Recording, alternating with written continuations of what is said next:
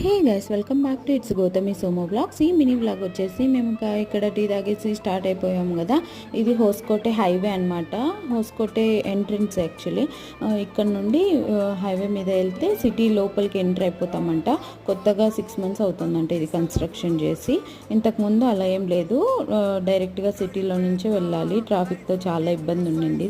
ఇప్పుడైతే అలా ఏం లేదు, డైరెక్ట్గా సిటీలోకి ఎంటర్ అయిపోతాము.